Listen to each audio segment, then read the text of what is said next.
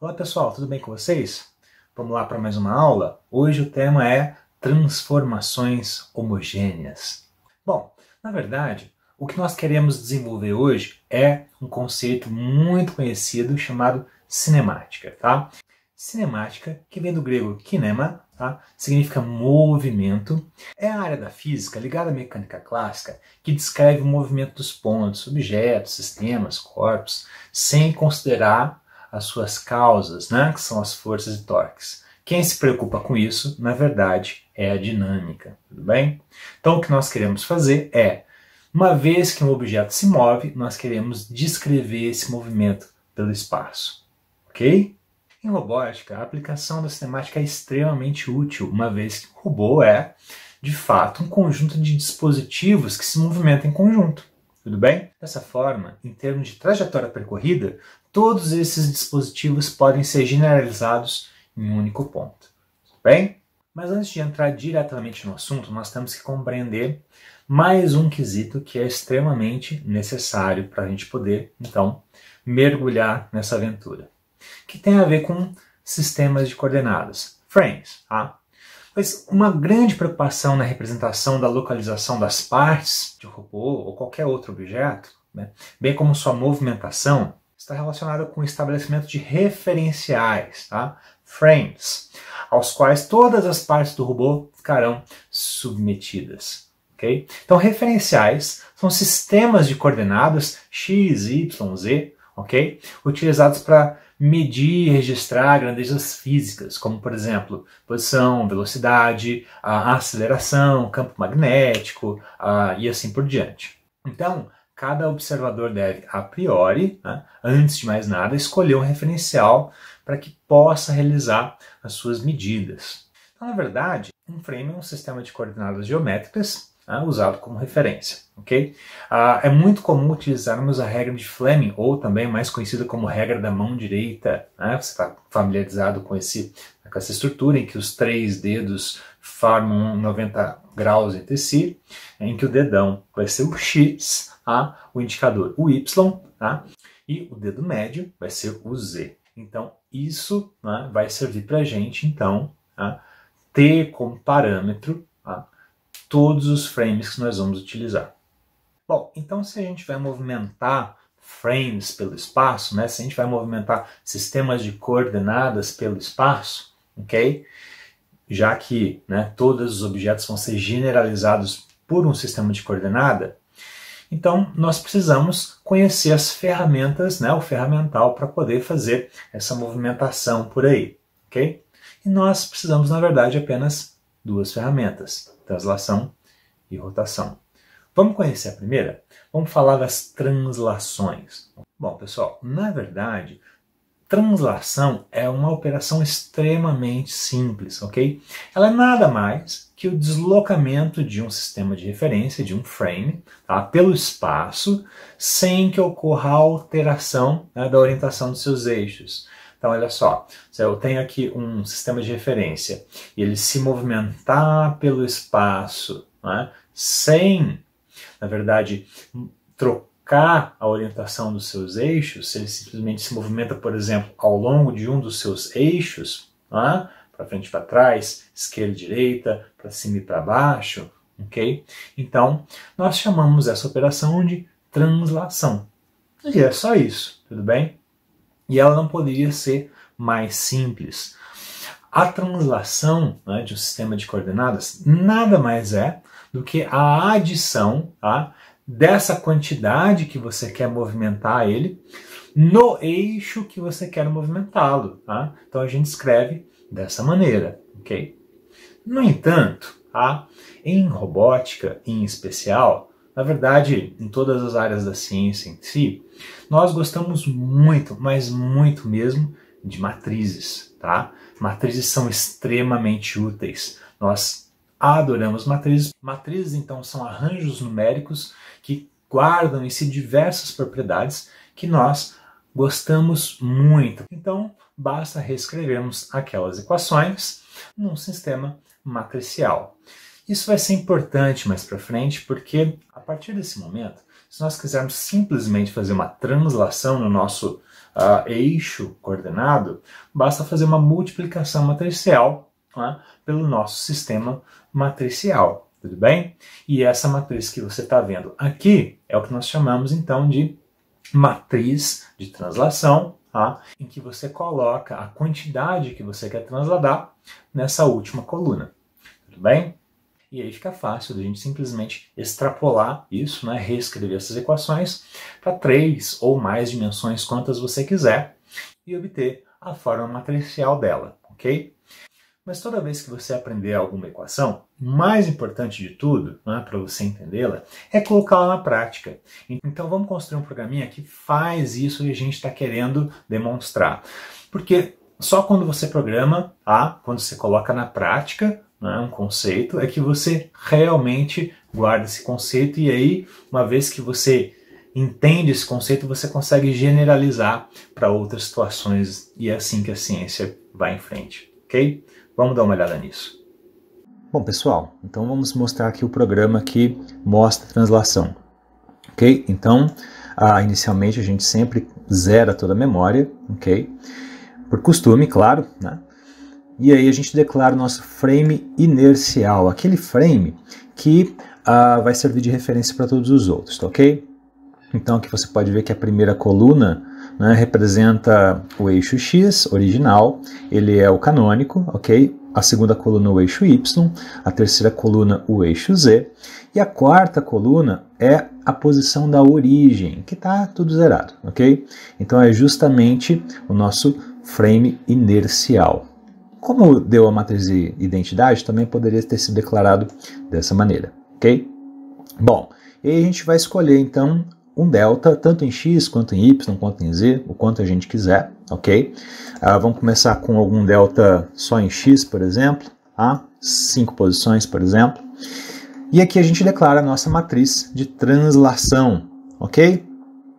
E aí, finalmente, vem a translação, e é só isso mesmo. Isso daqui é o que faz todo o trabalho, por isso que nós adoramos matrizes, ok?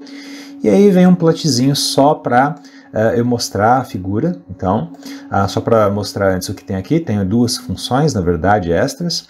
Essa plot A para B serve para plotar de uma origem para outra origem, ok?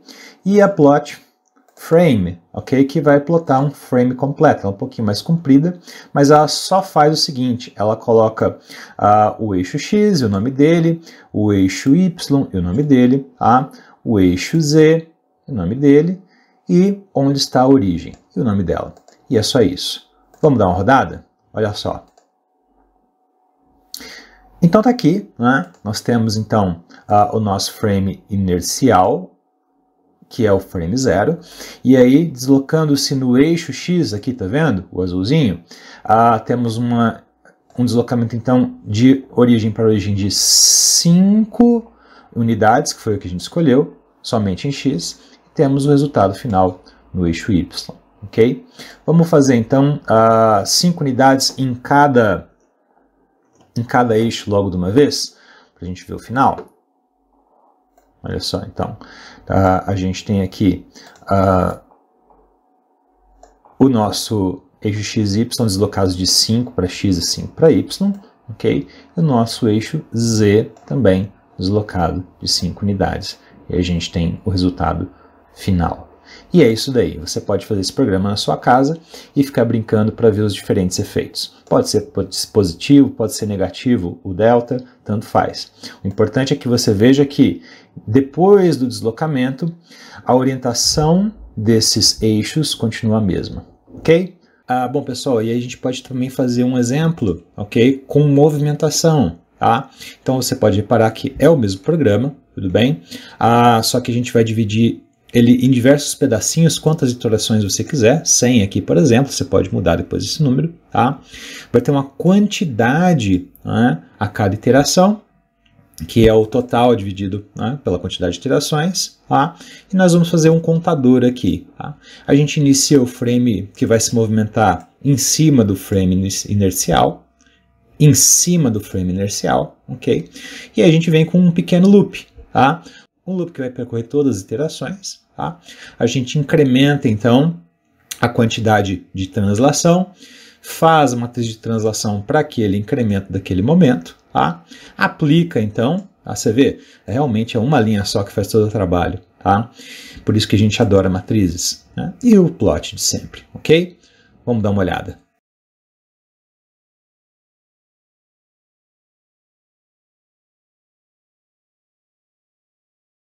Então tá aí, você tem então a movimentação do frame, você pôde ver então ele indo do início até o fim e você construiu, na verdade, né, o seu primeiro simulador. Bom, pessoal, agora que nós entendemos as translações, falta a nossa segunda ferramenta, que são as rotações. Bom, as rotações são operações matemáticas de mudança de orientação nos eixos cartesianos do nosso sistema de referência, porém, sem mudar a posição da origem desse sistema de referência. Ok? Só para fazer um paralelo, então, resgatando a translação a gente muda a origem do nosso sistema de referência sem alterar a orientação dos eixos. As rotações vão fazer o quê? Elas vão alterar as rotações dos eixos sem mudar, né, o ponto de origem desse sistema de referência. Tudo bem? Bom, como nós temos, no caso aqui tridimensional, 1, 2, 3 eixos, né, nós vamos ter então 3 tipos de rotações, que são muito conhecidas, né, pela sua terminologia. Você com certeza já ouviu falar de row, pitch e yaw. Okay?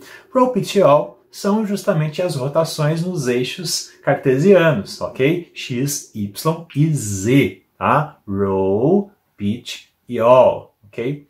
Então, no fundo, uma rotação nada mais é do que você simplesmente, tá, segurar um dos eixos que você queira, pode ser o X, pode ser o Y, pode ser o Z, ok? E aí girar, aplicar uma torção nesse eixo da quantidade de graus ou radianos, enfim, que você quiser. Por exemplo, olha só, então uma rotação no eixo Z nada mais é do que provocar uma torção nesse eixo, ok? E o que acontece é, a origem permanece no mesmo lugar, o eixo que está sofrendo a rotação também permanece no mesmo lugar, tá? E os outros dois eixos que acompanham, tá, o sistema de coordenadas, esses sim mudam de posição. E é isso. Ah, e mais uma coisa. Como eu faço para saber o sentido da rotação positiva ou negativa? Bom, nós vamos usar também a regra da mão direita, só que dessa vez na versão rotacional, né? Que é basicamente, então, colocar o seu dedão aqui e colocar, né, os seus dedos em forma de gancho, tá? E o que acontece é que você vai alinhar o seu dedão com o eixo que você está querendo rotacionar, e o que acontece é que para onde a sua mão estiver apontando é o sentido positivo, ok? Bom, pessoal, o equacionamento da rotação ele é só um pouquinho, né, mais complicado que o da translação, então vale a pena a gente fazer ele aqui no quadro, rapidinho. Me acompanha aí. Bom, pessoal, então olha só, eu desenhei o eixo X e o eixo Y aqui na lousa. Mas, na verdade, está faltando um eixo aí, que é qual? O eixo Z. Como é que faz para a gente descobrir onde ele está? Ó, simples, a gente vai usar a regra da mão direita, olha só. Basta alinhar, então, esses 3 dedos com o que está lá na lousa. Vamos dar uma olhada? Olha só. Então, o meu eixo X, que é o dedão, está alinhado com o eixo X aqui. O meu eixo Y está alinhado. Então, o meu eixo Z, olha só, está apontando para você. Então, ele está saindo da lousa. Vamos desenhar esse cara. Bom, pessoal, está aqui. O eixo Z, então, saindo da lousa, a gente sabe que é um círculo com uma bolinha no meio. Se fosse entrando, seria um xizinho no lugar da bolinha. Não é isso? Ótimo. Então, agora, né, digamos que nós queiramos, então, rotacionar o eixo X e o eixo Y. Ou seja, nós vamos fazer uma rotação no eixo Z. Imagina só que esse coçador de costas aqui, tá, é o meu eixo Z. Então ele está aqui, na verdade, saindo da lousa. Não é isso? E apontando para você? Bom, é equivalente a eu pegá-lo, tá, e rotacioná-lo, tá, de quantos graus eu quiser. Tudo bem? Mas e aí, o sentido positivo de rotação? É horário ou anti-horário? Tá? É simples, basta a gente usar então a regra da mão direita rotacional. Então a gente vai alinhar o nosso dedão com o sentido positivo do eixo que a gente está interessado, no caso aqui agora o eixo Z, tá? E aí a gente descobre que o sentido positivo, né, é o sentido anti-horário. Tudo bem? Então digamos que a gente faça uma rotação de θ graus, ok? Vamos dar uma olhada no que vai acontecer? Bom, pessoal, então depois de uma rotação de θ em Z, os novos eixos x e y vieram parar aqui, tudo bem? Faz todo sentido, afinal de contas, né? O eixo x se movimentou para cá, de θ, né? E o eixo y se movimentou para cá, de θ também. Beleza? Mas repara só, o novo eixo Z, tá? Ele ficou no mesmo lugar que o eixo Z antigo, porque afinal de contas, tá? O eixo Z novo é só o eixo antigo, tá? Depois de uma rotação. Repara, ele está no mesmo lugar. Bom, repara, pessoal, acabou de virar o quê? Um triângulo de Pitágoras. E esse daqui também, porque os dois têm um ângulo reto. Bom, agora ficou fácil, não é? Então, na verdade, a gente sabe que o componente em x e y são o quê? Né? Senos e cossenos, tudo bem? Então, pessoal, basta nós preenchermos as medidas e a gente descobre, então, que para o novo eixo x, a componente dele no eixo x antigo é cosseno de θ, a componente dele no eixo y antigo é seno de θ. E esse triângulo está rebatido para o lado de cá. Então, na verdade, é esse pedaço aqui, né, vale seno de θ. Só que como ele está para o lado negativo do eixo x, tá, menos seno de θ, ok? E esse pedaço aqui, ó, vale o quê? Cosseno de θ. Como está para o lado positivo, mais cosseno de θ. E é isso. Bom, pessoal, então com isso, a gente obtém que o x novo é a componente dele em x antigo, cosseno, e no y antigo, seno. E o y novo, né, ele é a componente dele no x antigo, menos seno, tá? E a componente no y antigo, tá? Que é cosseno. E o z novo é idêntico ao z antigo. Então, por meio disso, nós podemos então escrever a nossa matriz de rotação, mas a nossa matriz de rotação no eixo z. E a partir disso, né, nós também podemos extrapolá-la para mais dimensões. E a partir disso, nós podemos então escrevê-la na sua forma final. Tudo bem? Similarmente, nós também temos a rotação no eixo x e a no eixo y, tudo bem? De toda maneira, para você obter essas matrizes, tá, basta fazer esse mesmo processo, só que agora, né, colocando aqui, saindo da lousa, o eixo x, o eixo y, utiliza a regra da mão direita para ver como fica a nova configuração e aí você monta a sua nova matriz. Tudo bem? Vamos dar uma olhadinha como é que fica isso no programa? Bom, pessoal, então com a rotação você já percebeu que vai ser exatamente o mesmo programa, em que a gente só vai trocar, no fundo, não é, a matriz de translação pela matriz de rotação. E é por isso, novamente, que nós amamos matrizes, ok? Então a gente tem a matriz de rotação, aqui no caso em Z, mas depois você pode trocar pela equação da matriz de rotação em x ou em y, ρ, π, all. Escolhe um determinado ângulo que você queira, qualquer ângulo, inclusive negativo. Tá? Aplica a rotação, olha só, é uma linha só. Nós amamos matrizes, tá? Se você ainda não se apaixonou por elas, se apaixone. Tá? E o mesmo plot, você vê exatamente o mesmo programa da translação. Vamos ver? Então tá aí, a gente tem o nosso frame inercial, que é o 0, né, e o 1, que é o rotacionado. Como você pode perceber, as origens permanecem no mesmo lugar. Então translações trocam a origem de lugar, rotações trocam os eixos de lugar, ok? A gente tem como comprovar que o frame rotacionado tem aí realmente 45 graus com relação ao original, ao inercial, no eixo x e y. Só que como a rotação foi em z, a gente pode ver que os eixos z permanecem no mesmo lugar. Bom, pessoal, e finalmente, então, nós temos a rotação com movimento, que é, no fundo, o mesmo programa, tá? A gente escolhe uma quantidade de ângulos que a gente quer rotacionar, escolhe a quantidade de iterações, quantas você quiser, tá? O delta de cada iteração, né? No caso, delta ângulo, delta θ aqui, tá? O início dele é no mesmo lugar do frame inercial. Então, os dois começam no mesmo lugar. E a gente tem o loop, né, em que para cada iteração, o nosso ângulo vai incrementando de Δθ. A gente aplica esse ângulo novo, então, a cada iteração na matriz de rotação. Aí você pode trocar a rotação em Z que está aqui pela de X ou de Y. É só trocar aqui, você vai ver os efeitos.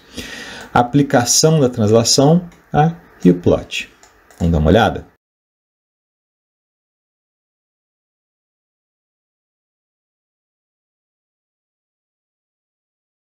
Então você tem aí a rotação de 45 graus com relação ao eixo Z, ok? Então os eixos X e Y realmente rotacionaram de 45 graus.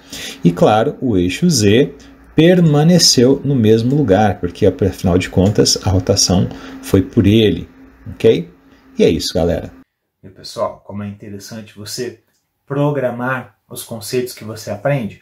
Eu tenho certeza que depois de programar, você com certeza incorporou esse conceito, viu como ele se comporta e agora você sabe com certeza usar esse conceito para futuras coisas. Tudo bem? Você sabe extrapolar esse conceito. Bom, pessoal, então essa foi a nossa aula de transformações homogêneas. Eu espero que você tenha gostado. Essa é uma aula fundamental para o que nós vamos desenvolver de agora em diante em robótica. Tá? E, bom, por hoje é só. Obrigado e até a próxima. Valeu!